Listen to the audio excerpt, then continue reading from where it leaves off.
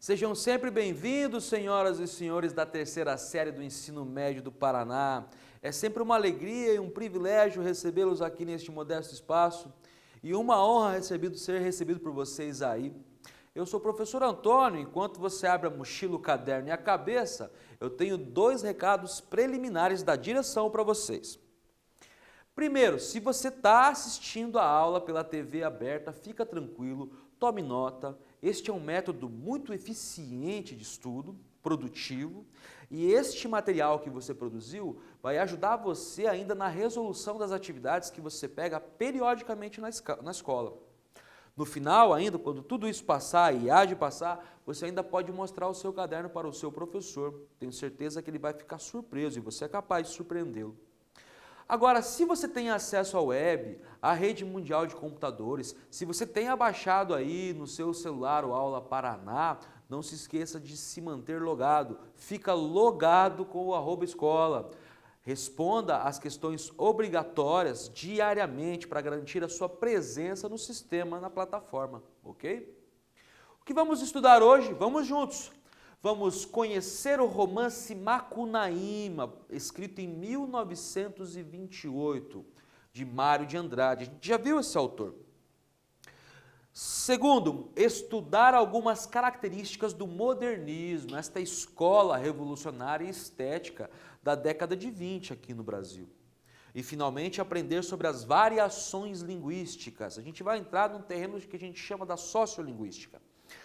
Eu queria ainda fazer uma nota introdutória sobre Mário de Andrade. Este livro foi escrito, reza a lenda, e vamos entrar no universo das lendas, em 6 dias em 1926. Ele foi publicado em 28, mas ele foi escrito em 26.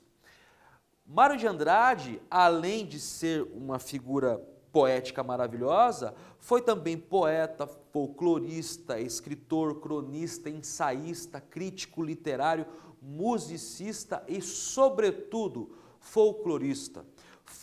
Foram as suas pesquisas no campo do folclore, da tradição oral brasileira, que ele conheceu a figura de Macunaíma, né? Ele conheceu, curiosamente, através de uma pesquisa num livro alemão, de um etnógrafo alemão que veio para o Brasil na passagem do 19 para o 20 e escreveu e recolheu esta lenda oral de uma tribo indígena, quase na divisa com a Venezuela, ali, aquela região do Amazonas.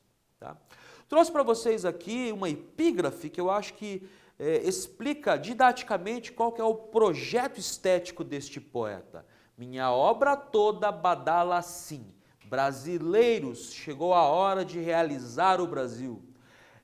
Este fragmento é de uma carta de 1924, direcionada a outro poeta modernista. Eles dialogavam muito, Manoel Bandeira. Essa ilustração que vocês veem aqui à esquerda é uma pintura da Anita Malfatti, estilizando, melhor dizendo, o retrato de Mário de Andrade. Então vamos juntos. Macunaíma. No fundo do mato virgem nasceu Macunaíma, herói de nossa gente. Houve um momento em que o silêncio foi tão grande, escutando o murmurejo do Urarquera, que a Índia Tapanhumas pariu uma criança feia, essa criança que chamaram de Macunaíma. Observem que nos 2 primeiros parágrafos há uma experimentação com algumas técnicas narrativas. Este herói da nossa gente não é uma figura gloriosa, grandiloquente, ao contrário, no fundo da mata virgem nasce uma criança feia. Ele é uma espécie, por assim dizer, de anti-herói. Este exercício se propunha, no modernismo, a romper com uma tradição, a dos heróis do romance moderno, né? E o que ele faz é construir um anti-herói. A gente vai perceber que esse herói não tem caráter em vários sentidos, não apenas no sentido de moral, ético do termo, mas aquele que não tem caráter é aquele que não tem exatamente uma identidade estável, definida. Ok até aqui? Sigamos.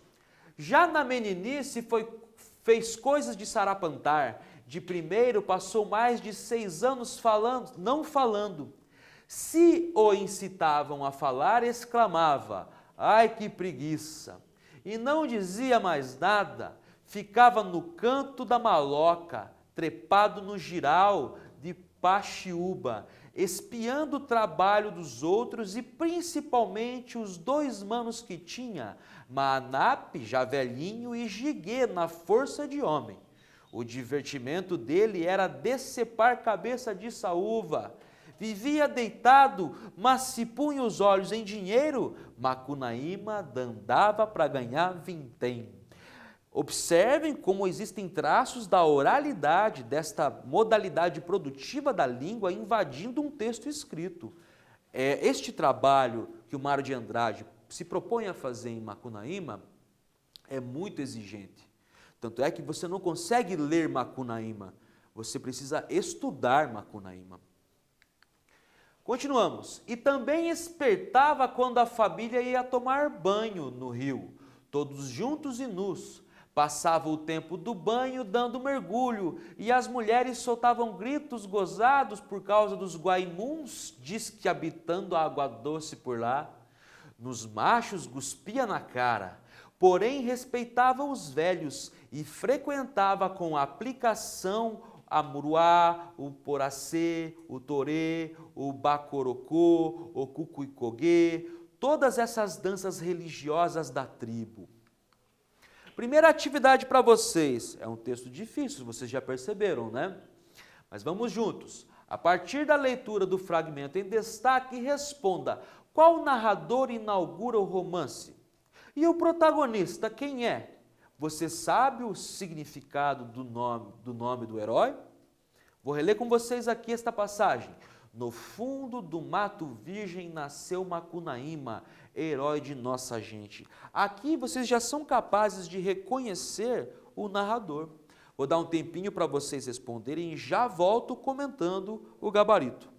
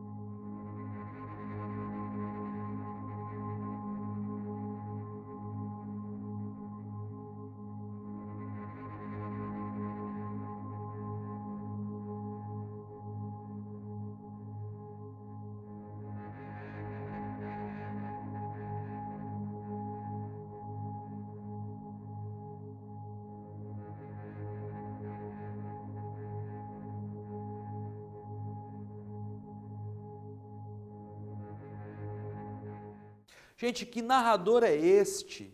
Que herói é este? Que protagonista é este? Vamos juntos? Vamos juntos então aqui. O narrador que abre o romance conta a história do herói de nossa gente em terceira pessoa. Observem que na voz narrativa não há um eu. Eu estive lá, eu fiz essa história, eu participei deste caos. Não há. É um eu, é um ele que conta a história de um terceiro, de Macunaíma. O nome do protagonista significa o grande mal, num dialeto indígena.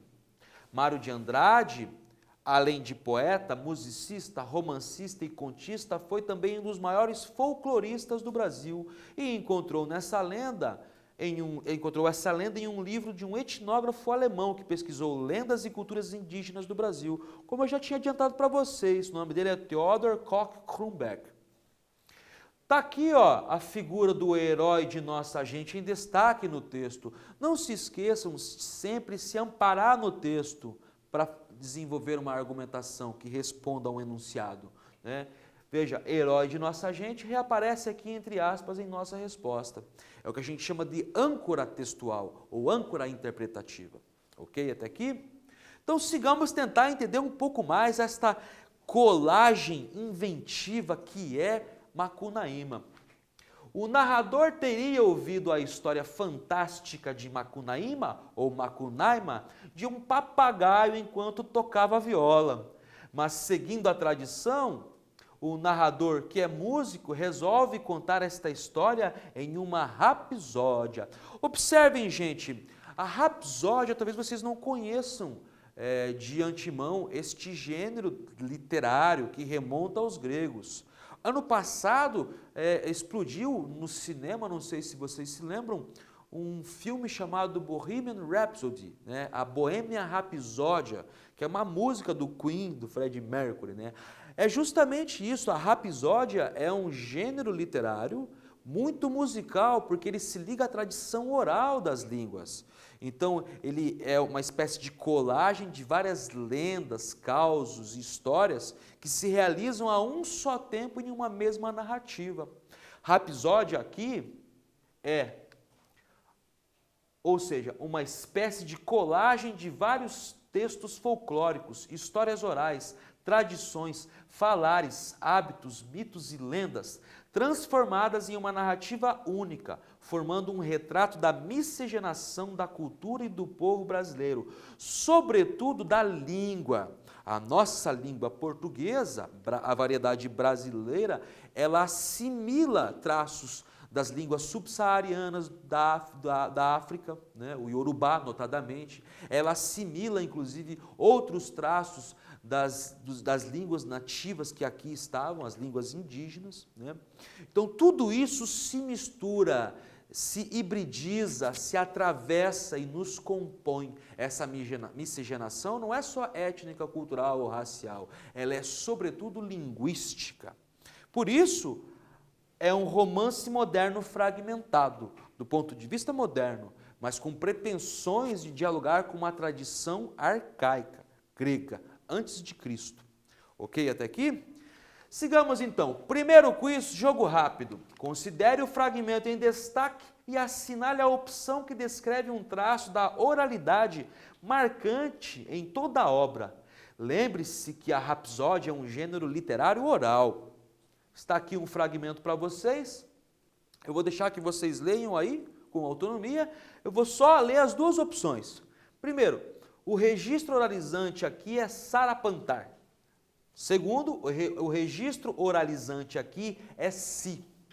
Vou dar um tempinho para vocês pensarem aí, releiam com atenção esse fragmento para poder responder, ok? Objetivamente eu já volto comentando o gabarito.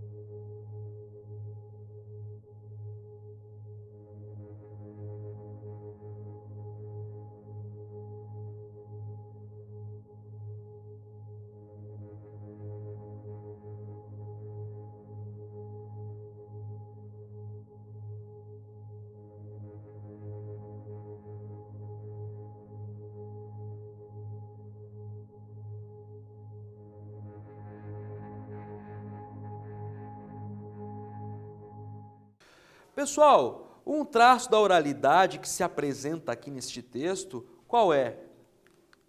Se, não é? Eu vou ler com vocês aqui, ó. Já na meninice fez coisas de sarapantar. De primeiro passou mais de 6 anos não falando. Se o incitavam a falar, exclamava, ai que preguiça, e não dizia mais nada. É curioso que esse si ele se repete ao longo de toda a obra, e é uma obra vasta, uma obra de fôlego, uma obra longa, e ele é sistemático, né? Não é um desvio, um erro, um acidente ou um registro gratuito, ao contrário, ele sustenta um projeto estético que a gente vai ver mais detidamente. Então observe, passava o tempo do banho dando mergulho e as mulheres soltavam gritos gozados por causa dos guanimuns, diz que habitando água doce por lá, mas nos machos cuspia na cara. Observem aqui no slide em vermelho, destaque, né? Com um asterisco aqui, a palavra flutuação. Vocês já ouviram essa expressão disque? A minha avó falava muito disque, né? Eu mesmo me pego falando disque, é um traço da oralidade. Guspia, registrado assim com G, se você dá uma gugada aí rapidinho, ou mesmo procurar no dicionário, vai ver que é uma variedade estigmatizada. A chamada norma culta, a norma padrão, a língua oficial, a língua do Estado, né, da língua portuguesa, do Brasil, registra cuspir com C, não com G. Isso é o que a gente chama de flutuação. O mesmo acontece com bassoura, vassoura, por exemplo, né? É sistemático, não há nenhum erro na língua aqui propriamente dito, né? É que um uso se cristalizou e tem prestígio, o outro não, mas eles são legítimos. Tudo o que acontece na língua só acontece porque a língua permite. Não temos aqui um erro, nem um desvio. Ele é sistemático e até previsível, tanto que se repete ao longo de toda a obra. Continuamos. E além da oralidade, há ainda outro traço marcante nesse romance. Considere o fragmento em destaque e responda. Qual outro traço marcante podemos destacar na prosa de Mário de Andrade? Justifique sua resposta recortando o texto ao lado em um exemplo dessa característica. Volto a repetir, se amparem sempre no texto. Qual outro traço marcante há neste romance fragmentado, nesta rapsódia experimental do Mário de Andrade? Já volto comentando com vocês rapidinho.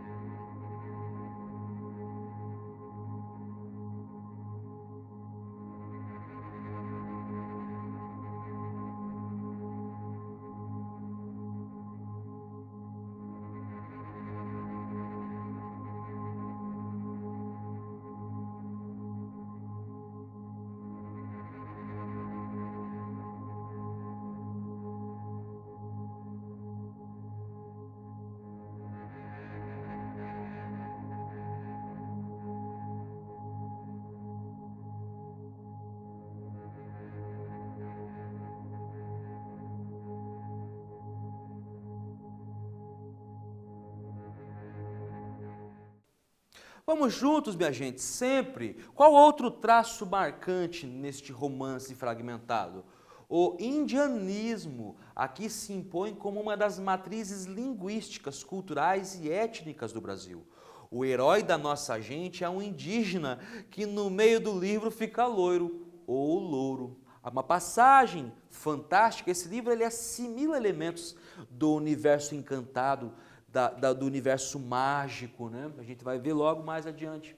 E ele se transforma em branco, a gente vai perceber isso. Esse indianismo é tão relevante que Mário de Andrade vai chamar José de Alencar, provavelmente o maior prosador do romantismo brasileiro, de irmão. Não é gratuito. O José de Alencar, no século XIX, é o que mais tentou fazer isso, entender o Brasil e reconhecer a importância indígena na nossa língua, na nossa cultura e na nossa identidade, por assim dizer. Ok até aqui? Observem que existem várias palavras de origem do Tupi-Guarani, do Macro-G, de origem indígena. Elas compõem não só o título, mas todo o livro. Então Macunaíma enxergou numa lapa, bem no meio do rio, uma cova cheia d'água. E a cova era que nem a marca de um pé gigante. Abicaram. O herói, depois de muitos gritos por causa do frio da água, entrou na cova e se lavou inteirinho. Mas a água era encantada porque aquele buraco na lapa era a marca do pezão do Sumé, do tempo em que andava pregando o evangelho de Jesus para a indiada brasileira. Quando o herói saiu do banho, estava branco, louro e de olhos azulzinhos. Lembra que eu tinha adiantado isso para vocês? Então, questões para vocês pensarem. Considere o fragmento em destaque e responda: por que o escritor insiste tanto em assimilar traços da oralidade no seu texto escrito? Qual é a relação desse processo criativo com o modernismo? Vejam, aqui eu quero que você reconheça a filiação pessoal do Mário de Andrade com a sua escola literária, o modernismo. Pensem aí, eu já volto comentando as hipóteses de leitura com vocês.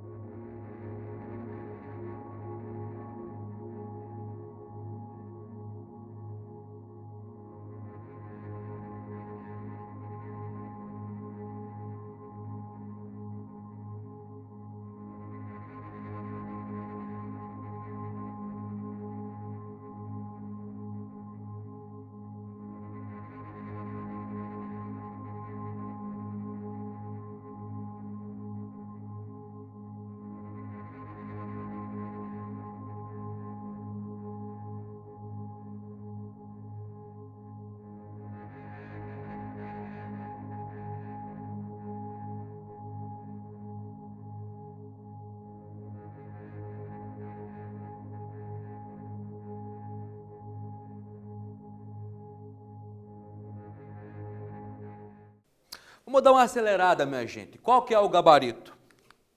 A assimilação da oralidade na escrita modernista reflete um projeto literário de país. O propósito dessa investida era aproximar a cultura erudita, escrita, da cultura popular, oral, e desfazer esse abismo que até hoje existe, né? Há ainda o elemento fantástico. Lembra que eu falei que esta narrativa lendária, oral, assimila características das narrativas fantásticas, extraordinárias? Pois bem, a água era encantada, o poço onde Macunaíma se banha e sai branco era uma água encantada. Isso faz parte de uma tradição do que a gente chama até em alguma medida de literatura fantástica, literatura extraordinária. Ok até aqui? Então sigamos. Recortei aqui, esta é a passagem mais conhecida do livro, nem é a minha preferida, mas eu acho interessante para os nossos propósitos. Acompanhe comigo a leitura. Carta para as Incamiabas. As muito queridas súditas nossas, senhoras amazonas, 30 de maio de 1926, São Paulo. Senhoras, não pouco vos surpreenderá, por certo, o endereço e a literatura desta missiva. Cumpre-nos, entretanto, iniciar estas linhas de saudades e muito amor com desagradável nova. É bem verdade que na boa cidade de São Paulo não sois conhecidas por Incamiabas, voz espúria, senão que pelo apelativo de Amazonas. Assim ficais mais heróicas e mais conspícuas, tocadas por essa platina respeitável da tradição e da pureza antiga. Esta passagem destoa de todo o resto do livro, é o próprio Macunaíma usando a modalidade escrita da língua, a mais prestigiada, e inclusive num calão muito característico, pomposo, grandiloquente, não é? Pois bem, quero que vocês pensem nisso e respondam esse quiz jogo rápido. Considere o fragmento em destaque e assinale a opção que descreve o registro empregado na carta. Letra A, Macunaíma se dirige à cidade por meio da norma padrão da língua. Letra B, Macunaíma se dirige à cidade usando a variedade popular da língua. Pensem aí rapidinho, essa não é difícil, eu já volto com vocês.